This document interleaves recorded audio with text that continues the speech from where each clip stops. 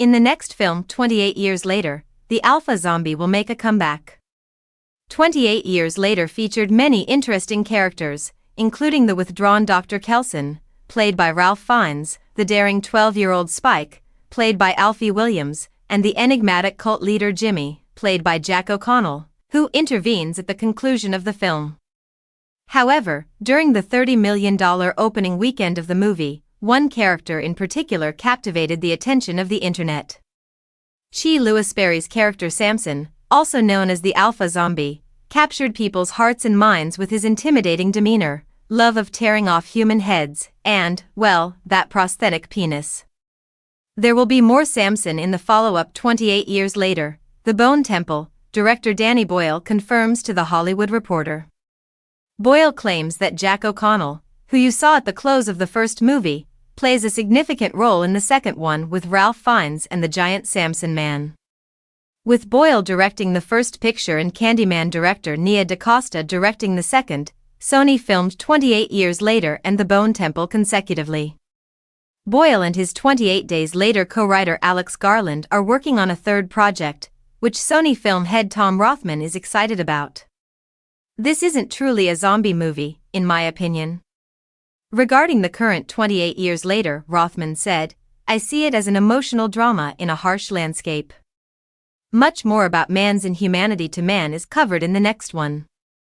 Sony is now concentrating on 28 years later's ongoing theatrical run, which has brought in $60 million worldwide, before getting ready for Bone Temple's January release. For that movie, Spike will also return, and Cillian Murphy, star of 28 Days Later, will make an appearance. DaCosta, the director of Bone Temple, has already ventured into franchise territory with The Marvels, a film from Marvel Studios. DaCosta has been candid about understanding that the film was a Marvel Studios production rather than really her own, and that it did not succeed both commercially and critically. However, Boyle and writer-producer Garland claim that DaCosta was able to create her own movie with Bone Temple. "I recall her stating, 'I will not produce a Danny Boyle film.' And she made it very plain. And she hasn't," Boyle adds. "She produced a powerful film of her own.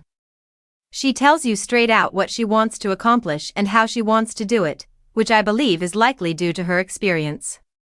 Garland learned to stay hands-off when producing the 28 years later films since he went from being a screenwriter to a filmmaker in the years after 28 Days Later, working on movies like Ex Machina and Civil War. He wouldn't want someone to give him instructions on one of his own sets, after all. "I handed the script to them. 'Yes, I want to make this film,' they said." Garland, who did not visit the set, claims that he had almost little role after that. "I believe that in both situations, I was present for a few days during the rehearsal process for technical reasons, but I was absent once principal photography began and the film had begun."